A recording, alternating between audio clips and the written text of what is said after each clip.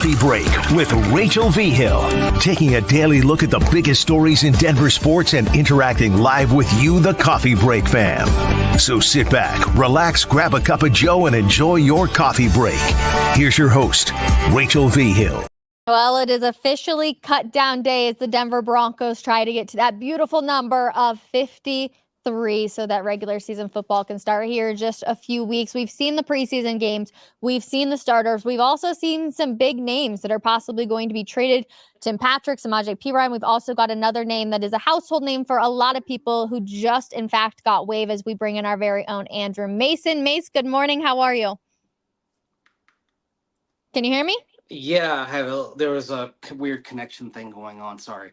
You're totally good. How are you, my friend? I'm all right. How are you? I'm good. Cut down day, it's a brutal day for everybody. Obviously, lots of people's losing their jobs, so we try to keep that at hand. But the most recent information coming out is that inside linebacker Jonas Griffith has, in fact, been waived by the Denver Broncos. Your thoughts, Mace? Well, the first sign of this, if you were out there at the game on Sunday and watched the warm-ups, you can always get a sense for what the depth chart, what the priority list really looks like when you see how players are paired and grouped. And of course, they gave Alex Singleton the day off. The first set of inside linebackers up were Cody Barton and Justin Sternad, not Jonas Griffith. And Griffith earlier in camp was rotating in with the ones. You had to get down the next line, Griffith and Lavelle Bailey. Of course, Lavelle Bailey, who had a good camp for an undrafted player and had that and had the touchdown late in the game. Yeah. I think this was a matter of, okay, they were, that they looked at what they had. Bailey simply more valuable at this point. Jonas Griffith, who really, he hasn't played since November of 2022 in the regular season, didn't have all of his quickness back.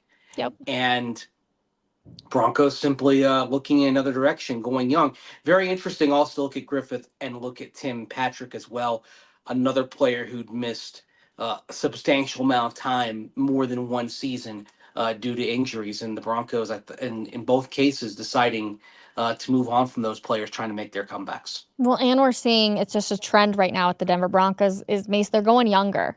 Yeah. They're saving some money in some of these rooms. You can see them going younger with the possibility. Plus, you're also seeing how special teams is really affecting who they're keeping on this roster.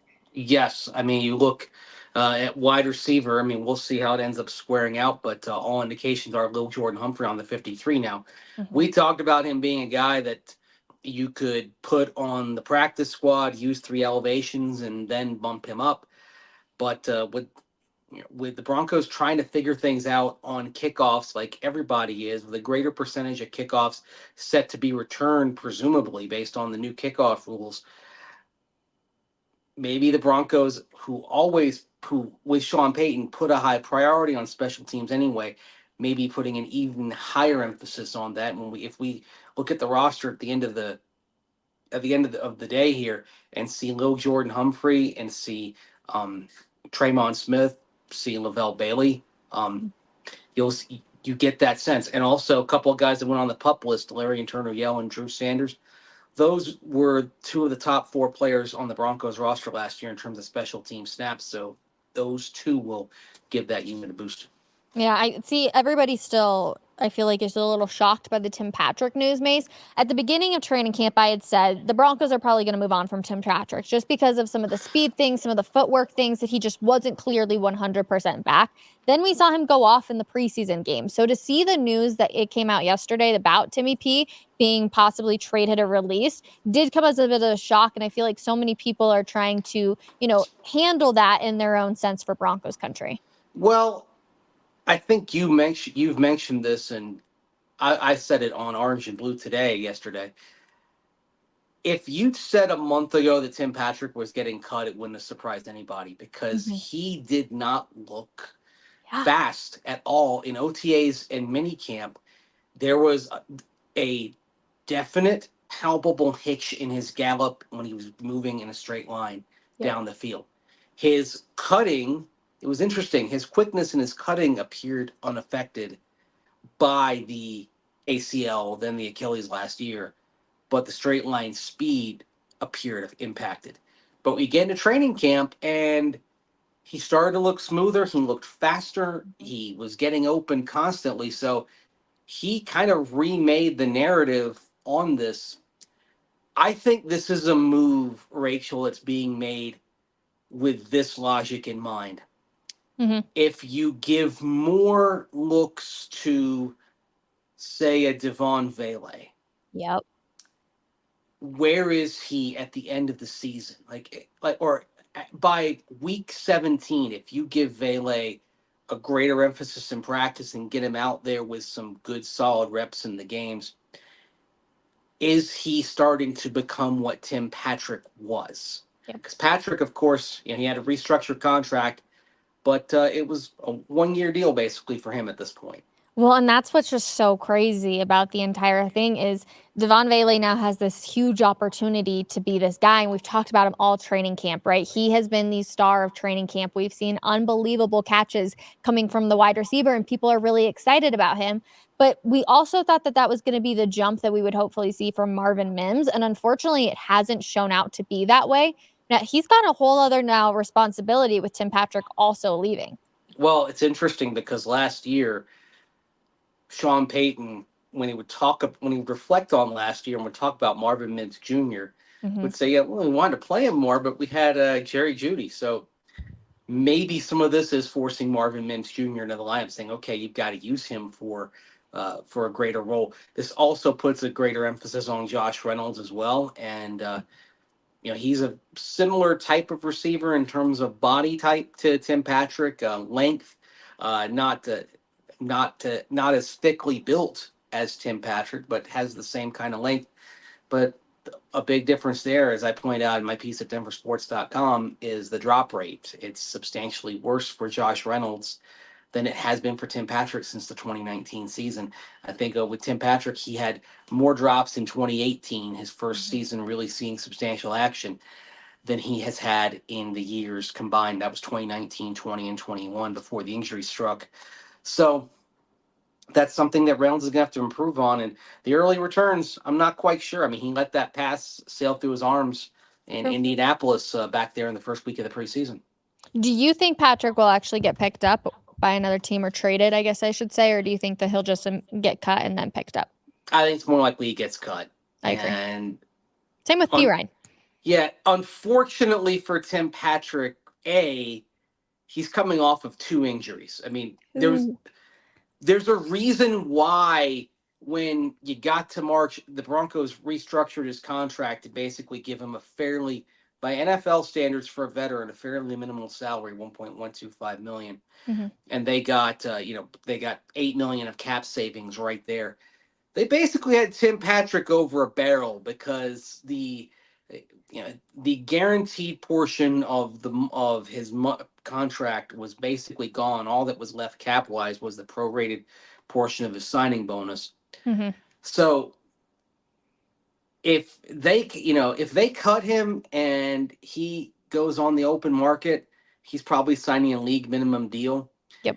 And then the Broncos basically told him, look, you can do that somewhere else, or you can give it a shot here where at least you don't have to move. We know who you are, and we'll make sure that even if you get cut, you're still gonna get that base salary. So basically, Patrick kind of had no choice but to take that deal. There wasn't going to be a better option out there because the market for a receiver with who hasn't played in 2 years due to ACL and Achilles injuries was not going to be robust, and I imagine the trade market will also not be robust for Tim Patrick because of those injuries. Yep. No, I'm totally with you on that front. It's just crazy how many people are invested in Tim Patrick and his journey, and how many people in Broncos country has really grown to love him. But yes, I see a lot of people being like, can he not play? And it's not that he can't play. He still can. But unfortunately, there is a greater upside with the younger guys. And if the Broncos were possibly a Super Bowl contender at some point, they might have stuck with Tim Patrick just to have that veteran in the room. But it's not this year. So you look towards the younger guys, the cheaper guys,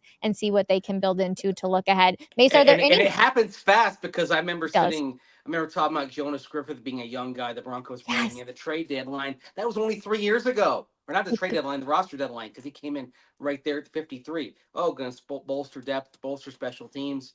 And now here we are talking about him being cycled out in favor of Lavelle Bailey. It I know. happens. It happens so fast. It's why, like, we see Tyler Beatty cut. This was his third Yep. Broncos his third time around through an NFL training camp, and he was even in the rookie mini camp.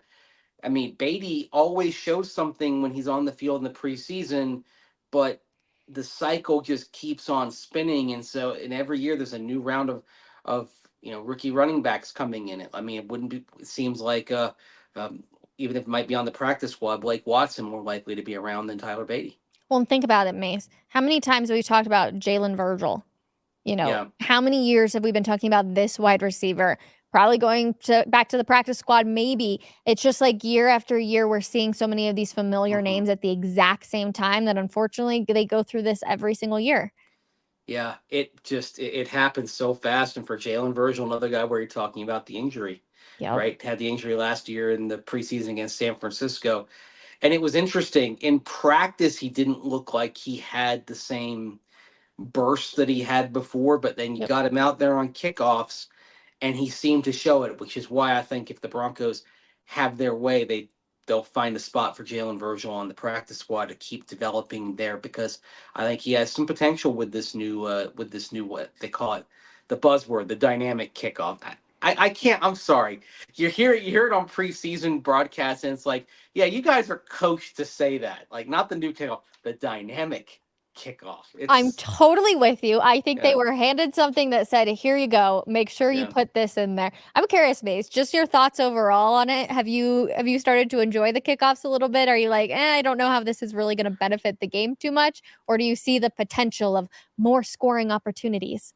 I see the potential of more scoring opportunities or more maybe some crazy plays Mm-hmm. if teams decide to do the lower trajectory kickoffs from the trick kickoffs that we've found that have been talked about. I know Sean Payne's talked about. It's like fielding a line drive basically Yep. potentially, but we haven't seen that by and large yet in the preseason because teams don't want to show their hand. So I'm not judging it until we get to the regular season. I will say this: touchbacks are more boring than ever Oh, because nobody moves.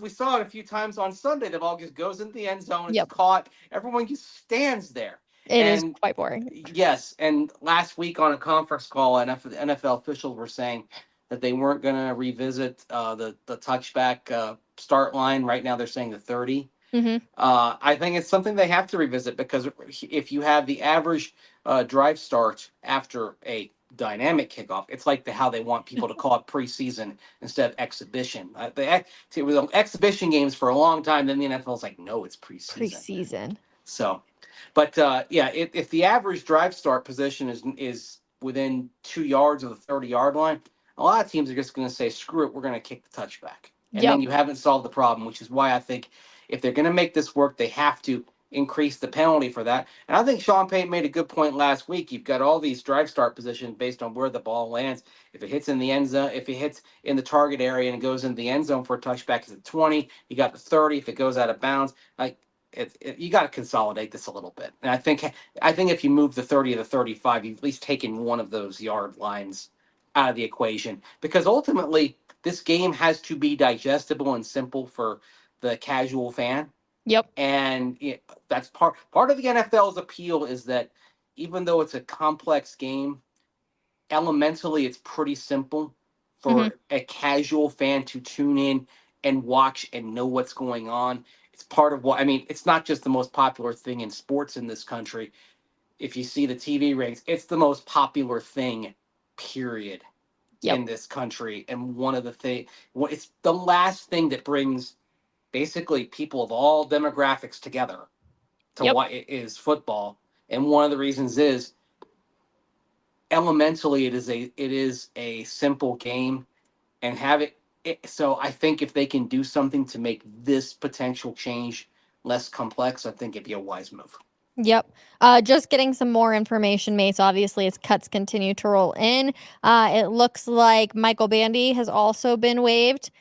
Candidate for practice squad. I feel like they say that about every They single say guy. that about everybody. I like that's it. That's agent talking. Like it's like, of course, oh, candidate for practice squad. Yeah, don't, yeah, Yep. whatever. Don't buy into all of that talk too much, everybody. And then also Sam Mustipher has also been waived. So Alex Forsythe Ooh. gets the backup center position. Your thoughts? I think maybe on Sam Mustipher, there's a guy that you can potentially slip through to the practice squad, and if you need, yeah, I know, I'm sorry, but I'm talking in terms of roster gymnastics here. Mm-hmm. I don't think, I don't think there'll be much of a market for him. He would make a lot of sense to have on the practice squad. I think with Alex Forsythe, it's a question of maybe they did not think that he would last if he were exposed to waivers, even though he's not a rookie. He was a rookie last year. So, Mm-hmm. yeah, well, I didn't get every call right on my roster, but I got that one right. I did have Forsythe sticking on my 53 and not Mustipher. Can we also just talk about how happy I am that Luke Wattenberg got the starting nod? Yeah, tell me, why are you so happy about this? Honestly, I just feel like it was a no-brainer out there at practice for every single time. The depth at O-line, let's just talk as a whole real quick after the starters, is really, really tough. But I just feel like Yes. Luke you saw the progression from OTAs to minicamp, even into training camp. It was just like we continuously saw him get better and better and better. And we saw that the chemistry and everything with the rest of the O-line also seemed to be getting better. So I'm really happy that he ends up getting the start nod. Alex Forsythe, I just feel like there was small technique things, even from far away, that we were able to kind of see when it came to the way that the offensive line works. So I'm really happy that Luke Wattenberg ends up getting that nod. Well, the other thing is Luke Wattenberg is a superior pass protector, and Alex Forsythe superior in Yeah. run blocking. Respectfully, the run game, what's more important? Thank you, Andrew Yes, Mason. exactly. It's if you have one who's better at one area, one who's better at the other, you're going to go with the Yep. priority skill set and hope that Wattenberg can improve as a run blocker. One thing that does help is he's got Ben Powers and Quinn Miners flanking him. And then in particular, when you're talking about run blocking, you've got Mike McGlinchey over there on the right flank. Mm-hmm. So I think the Broncos can compensate for that. The other thing also to just illuminate Luke Wattenberg a little bit, when I talked with Zach Streif about 2 months ago, Mm-hmm. he mentioned how Wattenberg would basically be wherever Lloyd Cushenberry was, kind of where Cush was last year. There was Learning from him. Wattenberg learning, and Cush, he was an immediate starter, but he struggled early. He got better year to year. Hopefully, the 2 years kind of really studying Cush Mm-hmm. will allow Wattenberg to hit the ground running a little bit more than Cush did when he got thrust in there as a rookie. Although they didn't do him any favors by giving him a young quarterback in Drew Lock, and that's another thing to consider. You have a young center and a young quarterback, and they can grow together, but expect some growing pains along the way. Yep. And I think that's one thing just for Broncos country in general to be prepared for is like, yeah, the preseason looked really good. Bo Nix looked really good in the preseason, but there are going to be a lot of growing pains throughout the season. So have patience. Yeah. Real They're quick. gonna screw some things up this year. It's Yeah. it's the cliche to make an omelet. You're gonna break some eggs. There's going to be some what This on is earth moments for sure. this is gonna be a messy kitchen this year. Just you hope that Sean Payton handles it okay. I totally agree with you. Also, some other exciting news that just came out. The Denver Broncos will officially break ground on the new Broncos Park powered by Common Spirit on Thursday morning. So we were waiting. We were wondering if we were going to see all of those improvements come, our construction start for those improvements out there at the Broncos facility before training camp. They said, nope, we're going to wait till training camp is over. And officially on Thursday, we're going to see those additions start to happen. They waited as long as they could. Awesome. Yep. Yes, because the original plan was they were going to break ground on this months ago. Yeah. And then figure out another plan for fans to watch camp. I think it looked like what I had heard, it was going to be over on kind of the south end where the family tent is and where the media tents are. But then they decide, okay, we can get through one more camp, not affect the construction timeline. Mm-hmm. So the goal is get the ground broken, get this thing underway, get back to hopefully a normal training camp, or what the new normal will be, which is a hillside over on the east end of Broncos Park, powered by Common Spirit. I got all that in there. by 2026. I am curious as to what's going to happen next year because yes, they've got a plan where they can put some bleachers in, get some fans in. But we know how Sean Payton is. Oh yeah. It might be a little and look, it might be unwieldy over there for training camp. And Sean Payton's got that little place that he likes to go to off in West Virginia at the Greenbrier, which is where the Saints had some training camps and where the Broncos are apparently gonna be for a few days at the end of September. So I don't know. It'll be an interesting back and forth to figure out the logistics of training camp next year because because Broncos Park is going to be an active construction site. Yep. And Mace, even for you and I going out there every single day during the season, I'm like, can't wait for it. But it'll be really cool to see all the improvements. It's not gonna be. It's gonna be not that anyone's gonna mourn for us, complain for us, or anything, but it's gonna be different and it's gonna be a little unwieldy for the next couple of years doing what we do. Indeed, but when it's all said and done, it will be beautiful for sure. Last one, Mace, for you, just as we continue to see comments rolling through. Are there any other names that you're thinking that you could possibly see, big household names? Like, let's stick with those that will be cut today.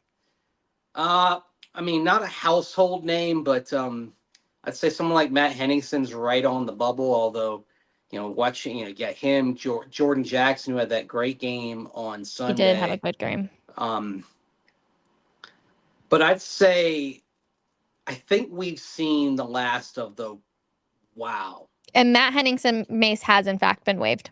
Okay, there you go. I mean, that may have been simply a, Matt Henningsen, Jordan Jackson thing. Yep. Broncos will hope they can get him through the practice squad. Guys like that tend to pretty easily latch on somewhere because teams are always looking for depth pieces like that. So he's one that I'd say maybe has a little bit less of a chance. The other thing also on the defensive line, new defensive line coach this year, new set of eyes, changes things a little bit, changes the dynamic. I think it's interesting that we have not heard anything on Blake Watson just yet. I think he's going to make it, Mace. And if he makes it, you and I have talked about this, Cecil and I have talked about this. Yep. Blake Watson makes this team, it's very much we didn't think he was going to pass through waivers. The same thing that kept J.L. Skinner and Thomas Ankoum, who was waived today, on the 53-player roster, was thinking they weren't going to be able to pass him through. So that, and I think also your long-term backfield plan, if you don't want to have to put yourself in a need to pick a running back next year, if you don't have to squint to see that if you maybe gave the Broncos people some truth serum, that they'd be really happy if their backfield next year were Audric Estime, Blake Watson, and Jaleel McLaughlin. Man, what I would do. 3 players with 3 very distinct skill sets who complement each other actually really well with those skill sets. So. Just checking one more time to make sure we didn't miss anything in the last 25 minutes of we've been talking. Seems like that's it. We do have a list going, denversports.com, with everybody that has been waived, could potentially be cut. So check it out over there if you're looking for other names. Plenty of good stuff. Andrew Mason, I always appreciate you. Best of luck today. And everybody make sure you tune in. Andrew Mason will be hearing from George Payton. That is going to be happening before Orange and Blue today. So he will have all your information for you, 4 p.m. on YouTube, Facebook, and Twitter. Mace, always a pleasure, my friend. Likewise. All right, everybody, that's going to do it. We will see you later. If you did not know, I am not in it for the rest of the week, so make sure you come share the love with everybody. They're going to be talking everything you need to know. Broncos, Buffs, tons of stuff going on this week, and we will see you guys on Tuesday. Have a wonderful week, everybody. Bye.